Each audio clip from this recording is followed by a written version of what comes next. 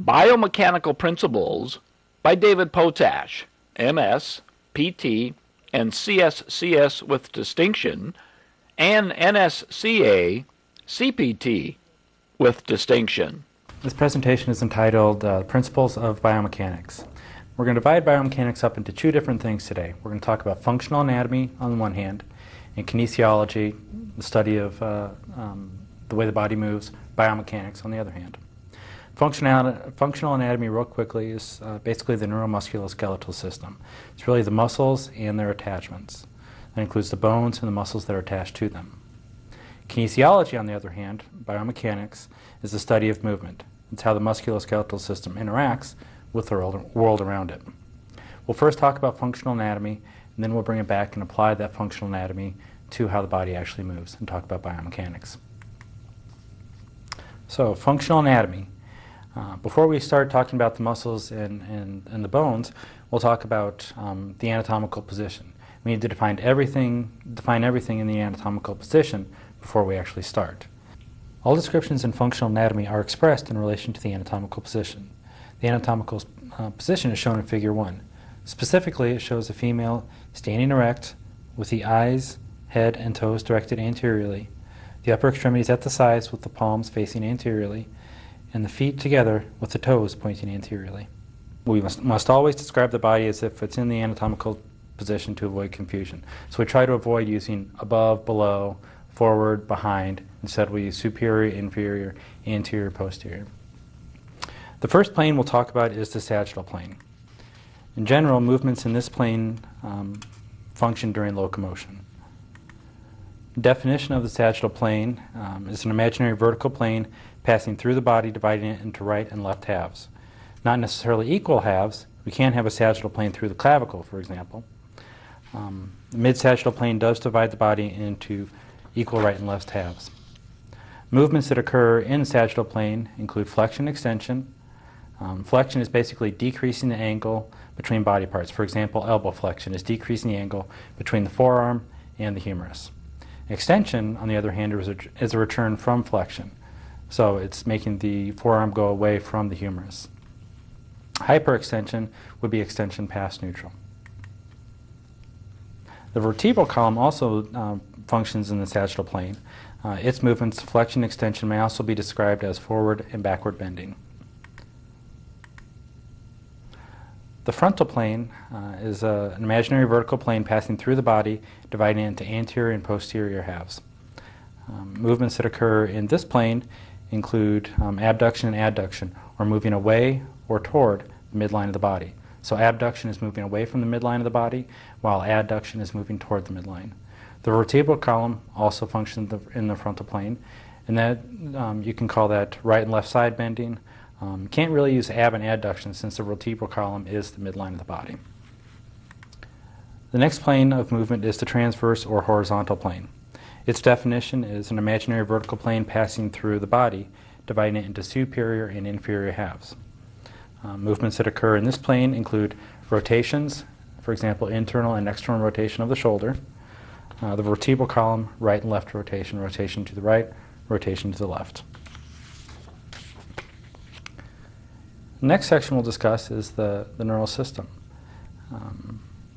The motor unit is the cell body, dendrites, axonal branches, and the muscle fibers that it innervates. Each muscle fiber is innervated by a single motor neuron, but each motor neuron innervates more than one muscle fiber.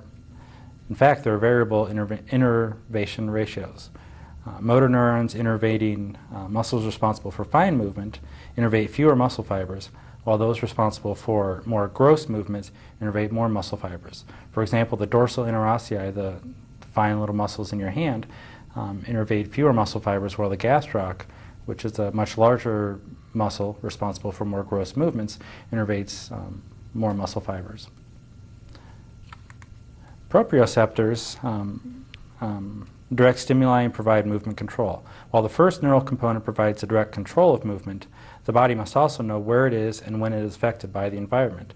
That's the role of proprioceptors. Proprioceptors provide information to the system on its function and the state of the environment to improve movement or function. It may also be referred to as feedback. There are two different primary proprioceptors that we deal with as personal trainers or strength and conditioning professionals. The first will be muscle spindles, which tell the body the rate of stretch. The second would be Golgi tendon organs, which tell the body about how much force is being produced by a given muscle. Now we'll move on to the skeletal system. The skeletal system is often divided into an axial and an appendicular skeleton.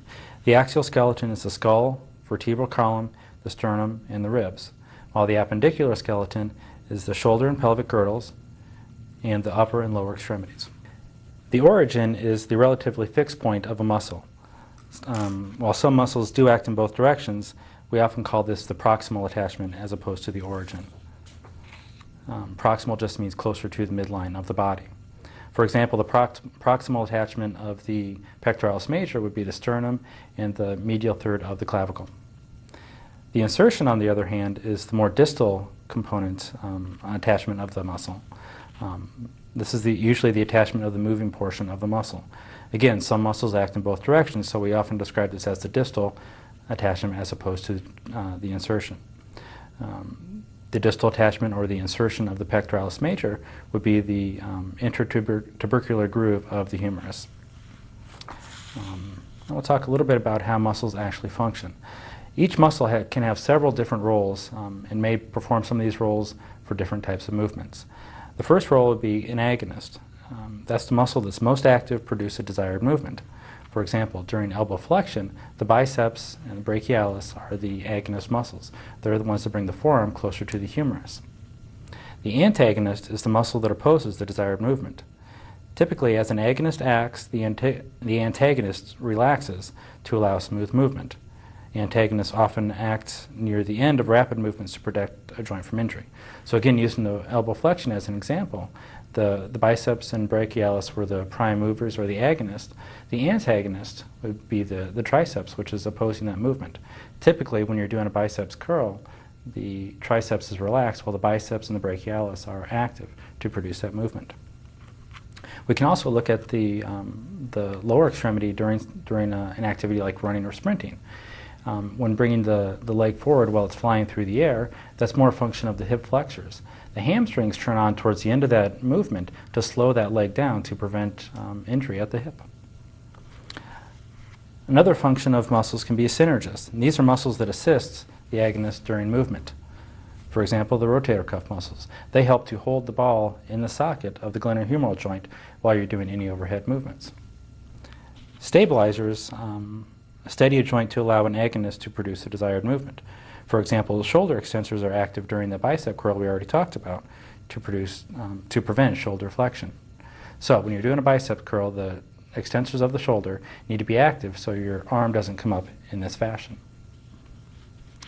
Again, it's important to repeat that the same muscle may act as an agonist, antagonist, synergist, neutralizer, or stabilizer under different conditions depending on the goal of the actual movement. Now that we talked about all those different types of movements, rarely, if ever, does movement occur in just one plane of motion. More often it occurs in all three planes, the frontal, sagittal, and transverse planes. For example, when kicking a soccer ball, leg extension might seem like a natural movement to do, a natural exercise to do for that sport. However, when kicking a soccer ball, you go through the transverse plane, you go through the frontal plane in addition to the sagittal plane that's involved with the leg extension. Another good example would be a baseball throw. When throwing a baseball, we can do internal and external rotation up here in this movement to somewhat simulate throwing a baseball. However, more often the ball is going to come from way up here and cross through all three planes as you're throwing. So again, rarely, if ever, does movement occur in just one plane of movement.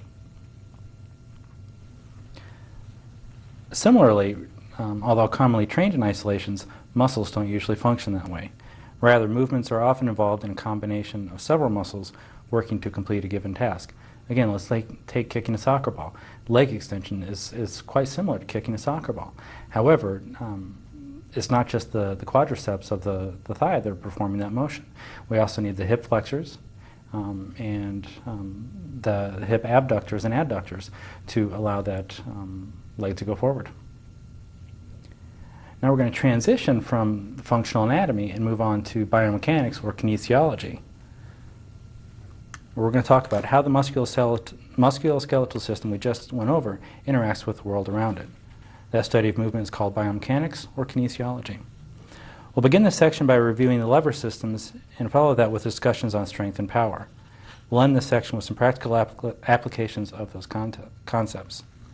We'll first go over lever systems, and there are essentially three different lever systems: first, second, and third class. Before we actually talk about those levers, we need to talk about the different components of a lever. A lever is simply a rigid bar being acted upon by forces that tend to rotate that bar about a pivot point. We use levers in kinesiology to visualize the complex system of forces that produce motion in a body. And there are essentially three forces we need to go over when discussing the mechanical lever. We already talked about the axis. The other two are the effort or moving force and the resistive force. In the body, the bones are the levers, the joints are the axes, and muscle activity is the effort force. The weight of the body part, or an external resistance like a barbell or a dumbbell, is the resistive force. Now that we talked about the different components of the lever, there are three different levers we'll actually talk about: the first, second, and third class lever. In the first class lever, the axis is central, meaning the resistive force is on one side and the effort force is on the other. Let's take a look at figure 9, for example. Extending the elbow, the effort force is on one side, the triceps are on one side, and the resistance is on the other, where the hand meets the bar, for example, in triceps pushdown. That would be a first class lever.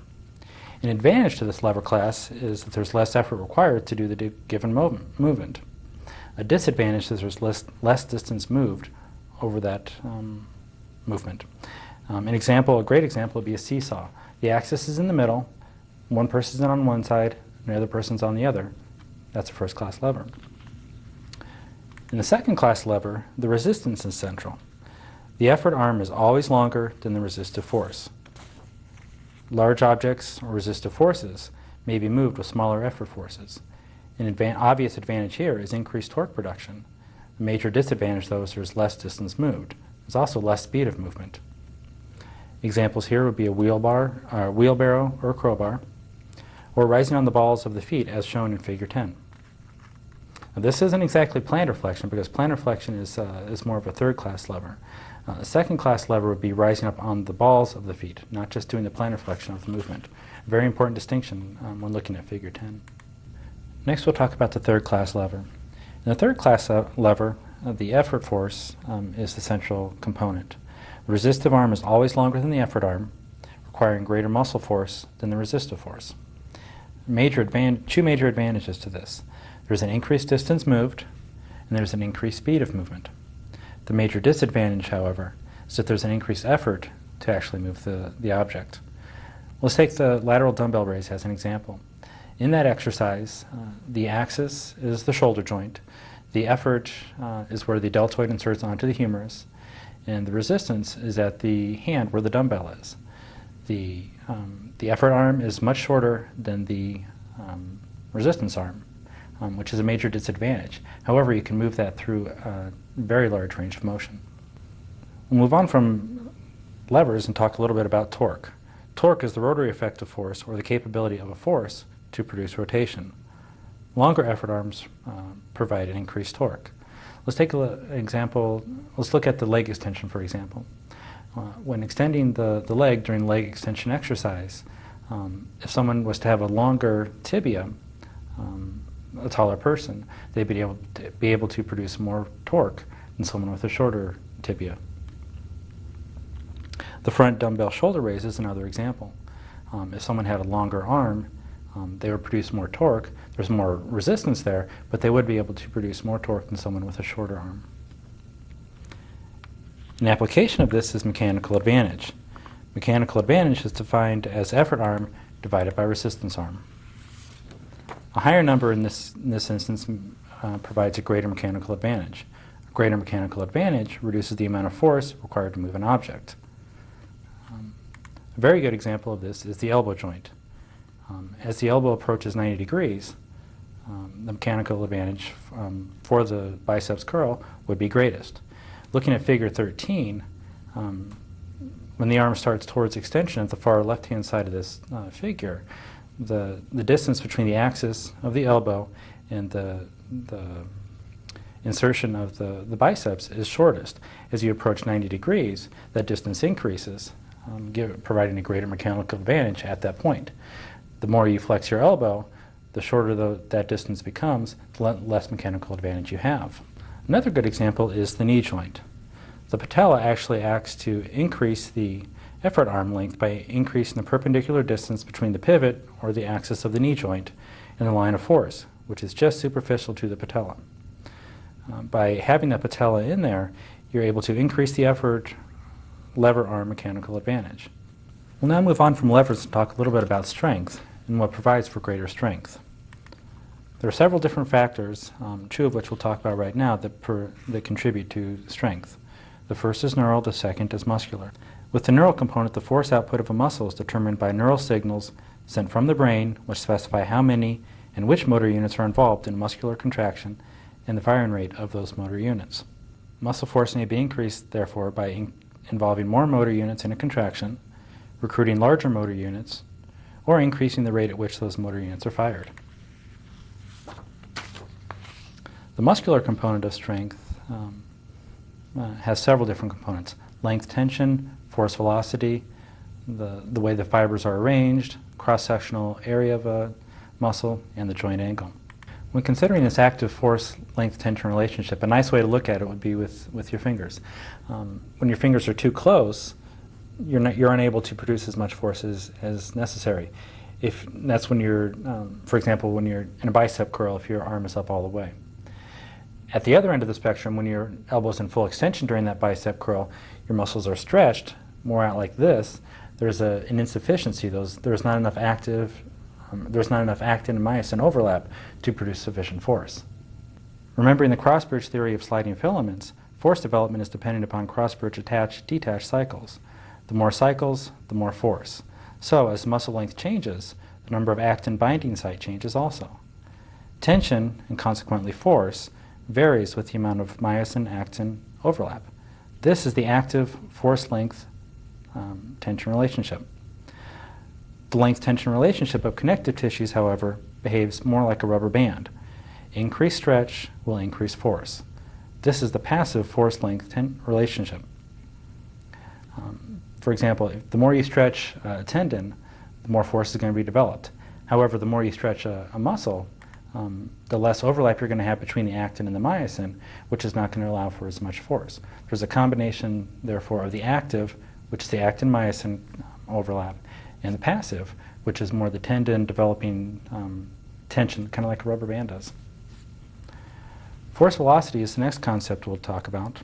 And in contrast to the length-tension relationship, force velocity is the effect of the rate of change in the amount of filament overlap on muscle force. For concentric activity, movement velocity is inversely proportional to the load, meaning large forces cannot be produced at high speeds. Large forces occur with near isometric speeds, and high speed occurs with low loads.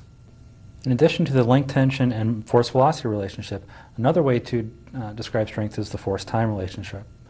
Strength varies based on the time and duration of muscle activity. In the next series of figures, you'll see 5 different points on a curve that define different aspects of strength.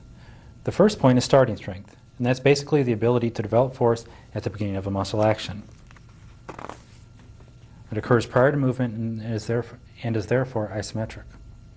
The second point is rate of force development, and that's the ability to quickly achieve maximal force at the beginning of a muscle action. Stated differently, it's the ability to produce maximal force in a minimal amount of time. The rate of force development is commonly seen in movements that are preceded by a stretch. That is, the release of stored elastic energy increases the power of subsequent movements. The third point on that graph is maximum strength, and that's an athlete or a client's strength potential. It may also be termed maximal voluntary isometric contraction or absolute strength. Strength endurance is the fourth point on that curve, and that's the ability to maintain muscle activity for long durations. Now, there are actually 3 different types of strength endurance: static, dynamic, and explosive. Static strength endurance is the ability to hold a given position for a prolonged period, such as the iron cross in gymnastics. Dynamic strength endurance is the ability to maintain movement at a given intensity for a prolonged period, for example, sprinting or at the end of a set of an exercise. Explosive strength endurance is the ability to perform repeated explosive efforts, such as rebounding a basketball in basketball. The last point on that curve is deceleration strength, which is the force required to return to rest. That occurs when the weight of the object exceeds the force and the object or person returns to rest. We'll now move on to muscle fiber architecture, which is the arrangement of those muscular elements. Muscle behavior has often been represented as a three-element model, with a contractile component in series with a series elastic component, and in parallel with a parallel elastic component. The contractile component is really the actin myosin that we already talked about. Now, this contributes somewhat to the elastic properties of muscle, but it's primarily a force generator with concentric contractions.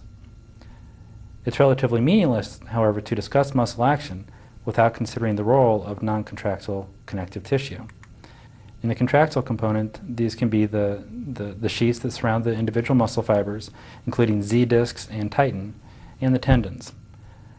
These structures not only protect, connect, and enclose muscle tissue, but they play a vital role in flexibility and improving movement efficiency by storing and releasing elastic energy. The series elastic component and the parallel elastic component symbolize different structures that can act like springs and either lengthen or stretch. Now we'll talk a little bit about the series elastic component. The series elastic component are the tendinous structures, the titin filaments, and the Z discs. These structures exert a force when muscles that are active are stretched. So when a muscle undergoes an eccentric contraction, the series elastic component spring is lengthened and elastic energy is stored. When the muscle then begins its concentric contraction, that elastic energy is released, which allows the series elastic component to contribute to the total force production by naturally returning to its unstretched configuration. The parallel elastic component are the passive muscle structures like epimysium, paramysium, endomysium, and the sarcolemma. This parallel elastic component exerts a passive force with unstimulated muscle stretch, that is, the force exerted by the relaxed muscle that is stretched. So what does this stored elastic energy do for us? The tendons, while commonly viewed as just attachments between bones and muscles, actually serve another very important role during activity. With other series elastic components, the tendons have an essential role in storing elastic energy during walking, running, and jumping. This stored elastic energy decreases energy expenditure and therefore increases muscular efficiency. Stretching may actually be detrimental to the use of stored elastic energy, as it increases elasticity and doesn't easily allow energy to be stored. Further, the stiffness of this elastic spring is joint dependent. With the knee, more flexion means less stiffness, which means less stored elastic energy. One of the reasons this technique is important in maximizing the use of stored elastic energy. For example, when performing a depth jump, when the person first hits the floor, you don't want them to bend their knees excessively. That's going to stretch the tendon too much, and it's not going to allow that stored elastic energy to be captured and used. The next area we will talk about is muscle pennation, which is the variation of fiber alignment in relation to the line of pull. Tests on muscle tissue have shown muscles capable of producing 23.2 to 145 pounds per square inch of muscle cross-sectional area during maximal contractions. Now, some of this fairly sizable variation in pounds per square inch of force can be accounted for by the arrangements of the fibers within the muscles themselves. This pennation angle is the angle between an imaginary line and between the muscle's origin and insertion and the muscle fibers. A pennation angle of 0 degrees indicates no pennation whatsoever.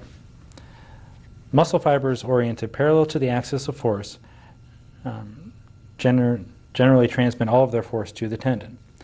At more extreme pennation angles, there is a loss of force generating capacity.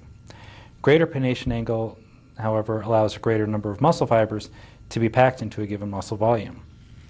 Now, there are several different types of muscle fiber arrangements. Fusiform muscle fibers, for example, the biceps brachii, allow rapid shortening and a large range of motion. More pinnate muscle fibers, on the other hand, like the multipinnate deltoid, the bipinnate rectus femoris, and the unipinnate tibialis posterior, allow a slower contractile velocity, but they're able to pack more muscle fibers into the cross-sectional area, thereby increasing the actual size of the muscle. This allows for greater force production. An example of a longitudinal muscle fiber would be the rectus abdominis. Another component that helps determine the strength of a muscle is the muscle cross-sectional area. In general, the force capability of a muscle relates more closely to its cross-sectional area rather than to its volume. The last component of strength we'll talk about is the joint angle. The magnitude of torque that can be generated about a given body joint is due to both its force versus muscle length relationship and the variation in leverage over the joint range of motion that's attributed to the geometry of the muscle, tendons, and the internal joint structures. We'll take a look at a couple of examples here. In Figure 21, there are actually 4 different graphs. The top 2 are the elbow, the bottom 2 are the knee, the left side is flexion, the right side is extension. Each of these graphs shows torque during isometric muscle actions and at various concentric isokinetic speeds. For right now, we're just going to concentrate on joint position as opposed to the actual speeds. In the elbow, the top 2 graphs, each of these graphs shows basically an inverted U configuration. There's a decreased force at the beginning of the motion, an increased torque in the middle of the movement, and then a subsequent decreased torque at the end of the range of motion. The same occurs for both extension and flexion. We'll look at the bottom 2 graphs, the knee. Both of these curves are descending. There's decreased torque produced at the end of the movement. The muscle is shortening, therefore the length is decreasing, and the tension, or torque, is decreased. We'll move on from strength to some types of forces that affect movement. The first we'll talk about is gravity. All objects have mass and thus exert gravitational force on other objects that always acts downward. In the body, this downward gravitational force originates from the center of gravity and is represented as the balance point about which all particles of the body are evenly distributed. It's not limited to being within the body, however. We can look at a donut, for example. The center of gravity of a donut is actually in the middle. There's no donut there. A high jumper, for example, as another example, as he or she is going over a bar, his or her center of gravity actually leaves the body and is somewhat right over the bar. Another type of force acting on the body is ground reaction force. This describes the reaction force provided by the supporting surface. So as the foot hits the ground, there's an equal and opposite force hitting the foot. So the foot applies a force to the ground, but the ground also applies a force to the foot. 3 other types of force we'll talk about are tension, compression, and shear. A tensile stress, or tension, is the resistance to being pulled apart. As when you stretch a rubber band, the more you stretch it, the more tension is increased. A compressive stress, on the other hand, is the resistance to being pushed together. And shear loads tend to produce horizontal sliding of one segment over another. Now, the direction of application is a critical factor when evaluating force, as biological tissues tend to be direction dependent. That is, tissues tend to have a greater strength if a force is applied in a given direction. For example, consider a long bone such as the femur experiencing a compressive force. The ultimate strength for a compressive force along its longitudinal axis is much greater than the same force applied perpendicular to that long axis. This is axial loading, as occurs with both tensile and compressive forces. Exercises that experience axial loading include the standing shoulder press and the squat. An example of shear loading occurs at an angle to the long axis. Exercises that experience shear loading include the knee during the leg extension and the vertebrae during an improperly performed squat. So in the leg extension, as the leg extends, especially towards the top part of the movement, the tibia is actually sliding forward on the femur, which is a shearing force. Okay, so we just discussed strength, but how often do we need just strength? More often we need maximal strength applied at rapid, more functional speeds. That's power. Purposeful movement depends on the intimate communication between every muscle length tension mechanism. Athletic success and the success of your clients depends on the speed at which these mechanisms are used and the subsequent muscle forces that are achieved. The term used to define this force-speed relationship is power. But why do we need to increase the production of muscular power? It should be apparent from our previous discussions and from observations of daily activities, and especially of most athletic activities and functional movements, that a wide range of maximum strength, power, and speed are necessary to complete many movements. Now, we already talked a little bit about force velocity. The next concept we'll discuss is the power-time relationship. The power-time relationship is the product of force and velocity. The duration of an activity is inversely related to the power requirements of that activity. That is, power production decreases with activity duration. Now, because each person's needs are unique, a variety of training modes exist to address any deficiencies or to improve athletic performance. The first example of exercise mode we'll talk about is plyometrics. During plyometric activities, force changes very, very rapidly through the use of the body's natural elastic components in the excitability of the nervous system, also known as the stress shortening cycle. Any exercise or activity that uses the natural elastic components of muscle and the stretch reflex is plyometric. All movement in both competitive activities and normal activities of daily living involve a repeated series of series elastic components. Therefore, a specific functional exercise must be used to prepare individuals for their activities. That's plyometrics. Another activity requiring significant power and reliance on the stress shortening cycle is weightlifting. Now, weightlifting involves lifting a barbell overhead and is essentially two different lifts, the clean and jerk and the snatch. The rationale for using weightlifting movements as power development tools are that each of those movements uses the stress shortening cycle. They each require significant explosive movements, and they're quite sport specific in their patterns. Now, the individual lifts are the clean and jerk, and the clean and jerk involves lifting the barbell from the floor to the shoulders in one continuous motion, and then using a second motion, bringing the weight to arm's length overhead. The snatch, on the other hand, involves lifting the barbell from the floor to arm's length overhead in one continuous motion. Now, we can have variations of these weightlifting movements, such as the power snatch, the power clean, hang clean, push press. Speed training is another example of power training. Sporting success depends on the speed of movement execution and the ability to perform a given task in the shortest amount of time possible. This speed of movement relies on power and efficient movement patterns and requires significant ground forces that we already talked about applied quickly to run faster. The rationale for using speed training as a tool to develop power is that it does use the previously discussed stress shortening cycle, but it also uses speed strength to improve performance. Speed strength is essentially the application of maximal force at high velocities, and this is the basis of speed training. Improving speed strength is done by performing rapid movements with and without resistance, for example, sprinting. Now, there are three general types of sprint training we can talk about. There's technique training, sprint-assisted training, and resisted sprinting. In technique training, we initially focus on optimizing form and correcting faults, because sprinting is a somewhat natural activity, though it's often performed in a variety of ways. Our focus is not on developing movement patterns, rather we focus on posture of the head, torso, and legs. We also focus on leg action and arm action. In addition to technique training, we look at stride frequency and stride length, as both have an intimate relationship in improving speed. In general, as both stride frequency and length increase, running speed improves. Stride frequency is typically increased by sprint-assisted training. Another way to describe that is sprinting at speeds faster than you can normally do on your own. This is accomplished through a variety of methods, including downgrade sprinting, high-speed towing, the use of a high-speed treadmill. Again, assisted sprinting is designed to improve stride frequency. Stride length, on the other hand, is improved through the use of resisted sprinting by increasing the ground force production during support.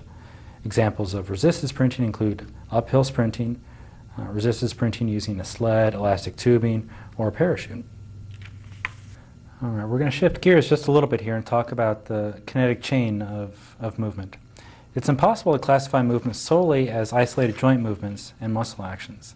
Instead, we need to consider the entire chain of joints.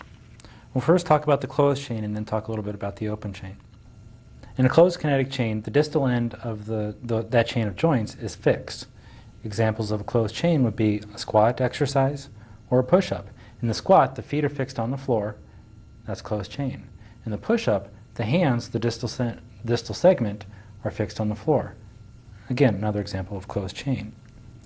Now, it's important to note that multiple joint is not the same as closed chain.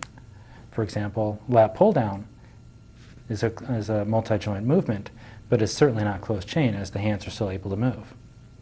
Weight bearing also does not equal closed chain. Another example here would be a standing shoulder press. Your weight bearing, you're standing on your feet, pushing the bar over your head, but that is certainly not closed chain as the hands are still able to move. The other type of kinetic chain is an open kinetic chain. In the open kinetic chain, the proximal end of the chain of joints is fixed. Examples here include the leg extension or the bench press. In the leg extension, the proximal end, the knee, is fixed, while the foot, the distal end, is allowed to move. In the bench press, the proximal end, the humerus, the shoulder joint, is fixed, while the hands are moving up and down. Both of those are open chain. Another example could be the standing leg curl shown in Figure 25. In that example, the hips are fixed, while the distal end, the foot, is allowed to move. So why is this kinetic chain concept so important? Let's consider muscle function a little bit. Which posterior leg muscles affect knee movement? Well, the gastroc obviously affects knee movement because it helps to flex the knee. How about the soleus? Does the soleus have any effect on the knee? Actually, it does. It helps to extend the knee when the foot is planted on the floor. So imagine your foot planted on the floor, and if the soleus, a plantar flexor of the ankle, if the soleus was allowed to contract, what would happen is the knee would extend. So using that kinetic chain concept, muscles that act at one joint can also act at other joints. Let's consider an exercise movement now. How about the squat? How does the gluteus maximus function affect the knee? Well, if the gluteus maximus, which does not cross the knee joint at all, if the gluteus maximus was to contract, the knee would actually extend.